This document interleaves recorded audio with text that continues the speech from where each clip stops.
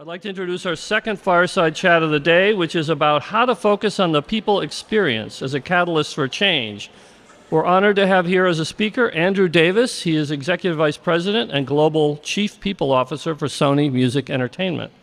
Andrew leads the company's global people experience function, and that's including talent acquisition, talent management, comp and benefits, as well as organizational development and corporate strategy.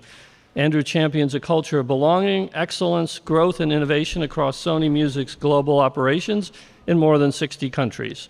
Before arriving at Sony, Andrew served as an HR leader at some of America's best-known companies, including Best Buy, the Home Depot, and Coca-Cola Company. Most recently, he was the chief of HR for Lennar, the home building company based right here in Miami. Andrew will be interviewed by Serona Elton. There she comes. Serona is currently a professor, director of the music industry program, and associate dean of the University of Miami's Frost School of Music. She has extensive experience as a music industry professional and educator. During her career, she has worked closely with major music companies, including Sony Music Entertainment, Universal Music Group, and Warner Music Group. And she confided that her last onstage interview was with Pitbull, and he's a really sweet guy, shook everyone's hand. Great fellow. So take it away. All right. Well, we are thrilled. Oh, thank you. Thank you. We are thrilled to be here with you today. It really is an honor. I'm thrilled. We're now great friends thanks to a couple of pre-meetings, and we've established a friendship I think will continue beyond this. Absolutely. So I teach music industry, so I know very much what Sony Music Entertainment does, but I think our audience has probably heard of Sony before, right. but may not know specifically what type of business activity Sony Music Entertainment is engaged in. So can you share a little bit about that? Sure, I will, absolutely. Good to be here, good to see everyone. Thanks for making the time. Sony Music Entertainment is a division of the Sony Group Corporation in Tokyo. So they have a couple of divisions, and we're one of them. We've got Pictures, we've got PlayStation, we've got Sony Interactive. Sony Music Entertainment is one of the divisions here. And it's been around officially since 1988. Our business model is simple. The execution of the model is a little complicated. So the model, the best way I describe it to people is basically our role is to discover, sign, and break acts, right? That's the simplest way to think about what we do in Sony Music. Now, getting to all of that requires a number of activities to get it done, which we won't have time to talk about today, and you wouldn't want to be bored with that anyway. But we're close to a $5 billion company. As I mentioned, we've basically been the outcome of a couple of different mergers that you're very familiar with, of course, over the years, but officially became Sony Music in 1988. I've been there for about 2 years, and we've been working on trying to change HR. So looking forward to Yeah, so you are pretty new to the company, really. Yeah. I mean, 2 years is pretty recent, and even more recently, in this just past June, which is just like a blink of an eye ago, right? You initiated a major transformation at the company, changing the paradigm from an HR focus to a people experience focus. So why was this transformation necessary? Yeah. We had a bit of an image problem in human resources when I got there, and some of you might face this today. I think we were kind of known as the policy police, when there's bad news, when things aren't going well, kind of the negative side of people. And it was pretty heavy. I mean, even as I was announced and going to meet people and talking to them, they're like, "You want to talk to me?" I'm like, yeah, it's what HR does. We talk to people and try to understand your needs. But there was this scary thing about HR. So I'm like, got that in my head. We've got an image problem we've got to try to address.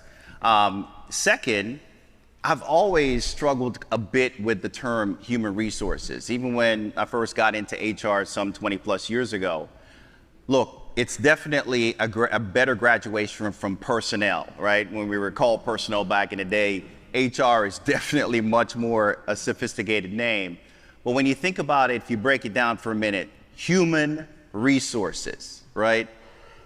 There's part of it when people interpret that, I found, is that, oh, I'm a human and you're using me as a resource. It felt very one way to me. And to me, it's got to be at least a 50-50 proposition when you think about employees and an employer. And so I've always kind of struggled with that in my own mind. So those two forces came together and say, look, we've got to find a way to reinvent ourselves so that we can show up differently for our employees. And the function itself needed to kind of change its image. And it's why we started to go on this journey very early on to discover who do we really want to be. We talked to a lot of leaders, we talked to a lot of stakeholders in the company, and really try to figure out what would make sense for us as we make a transformation into this function. Happy to talk more about it, but that was kind of the genesis for the name change. Right. So I think what would be great is if we did dive a little bit deeper into understanding the difference, the contrast between being human resources versus people experience. Sorry, big. It's all good. So can you help the audience really understand, what sort of things look different or work differently in this new model? So it's not just rebranding of the name, right? It's easy to change a name. I think it's more about the mindset shift. Is the first thing. It's a couple of things, the mindset shift. I wanted to make sure people understood why we existed. Not only the HR community, now PX community, but more importantly, the employees that we supported. That we want to change the value proposition that maybe what they had in their minds, that, this is really about you just coming in, hitting the clock, doing your work, and then getting out of here. We know that the world has changed, right? And so we wanted to make sure that's one of the first things is the mindset change. There's behaviors as well, because we have to show up differently. We have to act differently. We have to behave differently. We have to have the mindset of thinking about people first. And when you put that out there, it's really surprising to see how many things people start calling you on. Even as though you're saying you're the head of people experience, sometimes you can miss things. But what I love about putting it out there, it allows us to kind of put a mirror in ourselves and say, are we really a people first organization? And so there were a lot of things that were coming up, say, the way we recruit, the way we onboard, the way we actually, offboard people. There were a lot of things that we weren't doing that were employee friendly. And so it forced us to kind of change some of how we acted. We even changed our structure. We added a couple of really important roles into that you would think would be in any HR function, but employee relations, we added that and changed the name people relations. And we didn't have an organizational development function. We now have something called org success. So we try to really model this name change into everything that we did, especially how we showed up, how we were structured, and what we needed to do. The last thing I'd say too, as you think about what's going on right now with the employee base and management especially, there seems to be a very heavy tension, right? Especially around returning to the office. And especially around how now the workforce is choosing to really choose themselves first and their families. And by the way, that's been long overdue. I'm good with it. So we're trying to embrace the fact that where people are right now and meet them there with, people experience that will make their lives easier and better at work and ultimately add to their happiness. And I know it's kind of strange to hear us even talk about happiness at work, but we're talking about that at Sony Music. We want to try to find a way to infuse happiness in what you do, knowing that it can be, it's a tough job. All the jobs we have here, we wouldn't be in them if they weren't challenging. But we're trying to find a way to make sure that we find a way to make people feel happy coming into the job. So I'm going to prompt you with a bit of a question to dive a little deeper into what people first means. Yeah. And I'm going to contrast it. So I've come up in major record labels, and I remember when I got my first job, the mindset at the time, back in the Stone Age, was we're going to treat you this way because if you don't like this job, there's 6,000 other people waiting to get this amazing, cool job because everybody thinks of these jobs as some of the coolest, most fun jobs ever. And so back in my day, there was very much a mindset of you don't like it, out you go. Yeah. There's a million people that want your spot. So now my students are coming to work for you and your competitors, and they have a very different mindset, and they ask me and their parents ask me, what's the work world like out there? What kind of jobs am I gonna get? What kind of life am I gonna have? And how do these companies value me? So from a people first perspective, if you were talking to a student getting ready to graduate a music industry degree saying, well, my professor back in her day this is how they treated people. How would you kind of explain people first? Like, what does that mean to them? I'll back it up and I'll come and answer that a little bit and talk a little bit more about, why this change and why and what's forcing us to do. Again, I talked a little bit about how the world has changed, and no surprise there. All of us, know what's happened the last 2.5 years in the world, and that the employee sentiment has changed, right? And what's important in their need states have also changed. So if we're not meeting them where they are, I think you're going to already miss out on what now really is. It's finally here. The talent war is finally here. We talked about it in HR for 20 years.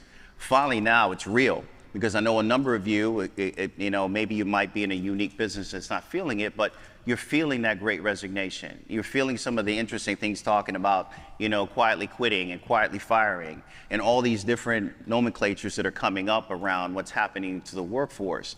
So as we were thinking about all those things, we've got to make sure that we meet that with, I think, the right solution, which we think is people experience and ultimately putting people first. But if I was speaking to one of your students in terms of what's different now, is that I think finally now employers have woken up and they're saying, look, we've got to find a way to make sure we're not only attracting, but retaining great talent in our workforce. And how do we do that? We've got to make sure their experience at work is a positive one. And so we try to look at every single aspect of the employee journey, from the time they are recruited to the time they become, we like to say, ambassadors. We don't like to say someone is either retiring or they're getting exited from the company. We like to say they're going to be an ambassador. So we treat them through that whole employee journey from start to finish in a very people first way. So I would tell that student that, look, we first want to make sure that as you're coming into the company, you understand what it's like working here. What's the value proposition of being here at Sony Music? What do you get? And what we want to get from you. We think it is a 50-50 proposition. It should not be a war with your workforce and management. We should be able to work together to take this new space, this new era that we're in the workplace, and really embrace that for what it is. I think there's a lot of great things that we can pull out of the new worker now in terms of what they bring to the table, what's important to them. And if we can find a way to do that, I think you really unleash their full potential. And isn't that ultimately what we all want? We'd like for every single employee to operate at their optimal best.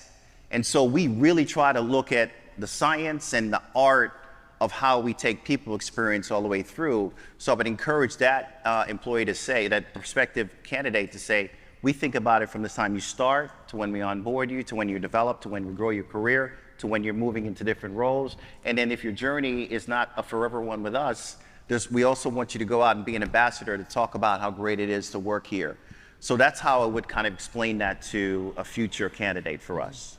That's great. So I know it's still early days in this initiative, really early days. And so I'm wondering, as you look back over the past 6 months, what are you most excited about and why?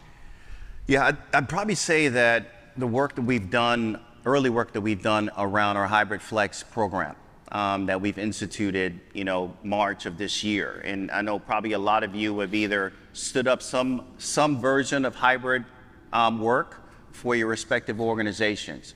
The reason why I'm pretty proud of that is because when you think about the music industry itself, and for whatever you know of it, it's a creative industry, and that requires a lot of collaboration and connection in order to make the magic sauce of great music and telling these amazing stories through music.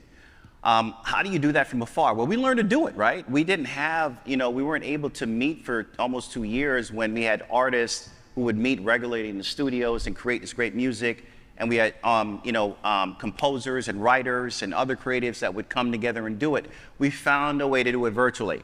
Now, you could say that, what have we left on the table? I think that's the question. What if we were together? Would it be even better music?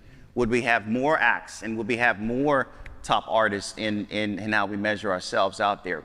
Potentially. But I'd say we did a pretty darn good job to stay in it. And now what we've tried to do now is graduate from that a little bit and say, hey, there's a sweet spot. Not every single role needs to be, we call them flex types, is what we call our hybrid prototypes. So we have what we call, remote first, office first, and then what we call hybrid flex. So that means that they have a 3 days a week kind of in person. And when we say office first is about 4 days a week, and the remote is fully remote. So we're very proud of the work we've done on it, because it took a ton of change management, a lot of influence, and a ton of data to share with our leaders to say, and my C-suite to say, here's why we need to do this. If you want to miss out on the talent game, you don't do this. But if you want to be able to attract and hold on to people, you're there. So from the entertainment space, it's a new thing for us. We're still getting early days, but I would tell you I'm pretty proud of the fact that how the company has embraced it. We're still going through some learning pains on it for sure, but we're very proud in terms of what we've been able to do to move that forward and give our people what they want, more flexibility, more balance. Although to tell you the truth, I'll say something that you might stone me out of the room here, but I don't know if work-life balance exists anymore. And what I mean by that is that I think that, it's more of work-life choices or work-life blend. I think now work and home life have blended so much together, especially with the work from home pandemic thing was done. I think there is probably a bit of a danger there where we blended too much. How do you really separate and find that time to recharge? Could be pretty tough. But I would say that this probably is going to be the new normal. And what I like about work-life choices is that, and I preach this a lot, I'm like, sometimes you're going to need to make a choice that's more geared towards the company, putting more time in because there's a project due or what have you. Or sometimes you're going to have to make a work-life choice for your family because you've got a family issue that you're working on. I think they can both exist. And so we're trying to make sure we're preaching that and sharing that with every employee, that this work-life balance, work-life blend and work-life choices are more of the new normal than it is work-life balance, so to speak.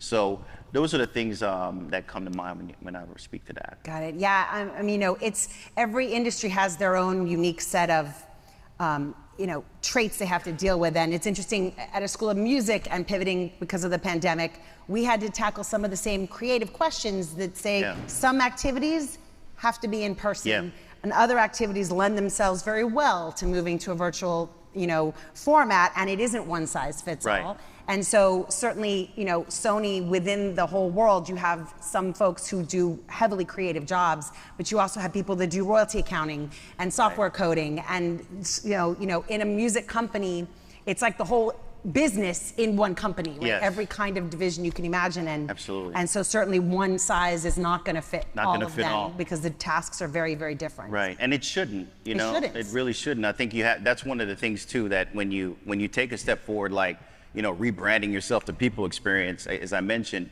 a lot of things get exposed.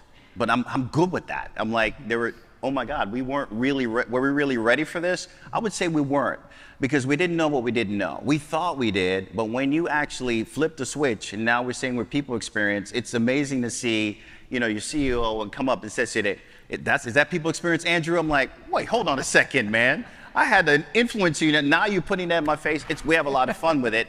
But from a serious note, it really forces you to make sure that you are walking the talk each and every day in what you do, how you show up, how do you deliver results, what's important. So, and we certainly make sure too, one thing I always say to everyone is like, don't forget the people that make people experience, which is our people experience, or I call them our PXers, who are in the team. We make sure too that they get the love, because if they're not feeling that energized and new era of people experience, then if we're not taking care of our own shop, how dare we go out and try to make sure we try to support the organization? So we focus a lot on taking care of our people within PX as well. Wow, so we are almost out of time. Any last words? I knew 20 minutes was going to go by like the blink of an eye. Yeah, I know it's hard to kind of get all this stuff captured in terms of what we've done. And it sounds like it was easy, but as Serona mentioned, I joined almost 2 years ago, and it's been a work of love to try to get this thing stood up in June. If anyone is thinking about, trying to either shift, it doesn't have to even be about a name. To me, it's more important about the behaviors. I encourage you to think about the need states of your employees right now. What's important? Do you really even understand it? Do you know what it is? because I do think these shifts are going to continue to happen. We've shifted now to return to the office. We're seeing what's going on in the tech industry in terms of, the heavy layoffs. How is that going to change the workforce? We think, I absolutely believe, sadly, that the world will continue to be in this volatile state of change. And so you've got to think about things like, are you teaching resilience to your employees and how they can actually get through some of the tougher things in life? So my encouragement for you is, turn on some kind of people first, people experience hat, put that on and start wearing it, because I think if you don't, you're going to miss out on great talent. And the talent you have now, especially the ones you don't want to lose, will also start to question whether or not this is a place for them. So I wish you all the best in your journey. It's great to be here with you. And so I want to thank you so much for the time and interviewing me. Thank you very much. Thank you. Thank you, everybody. Thank you.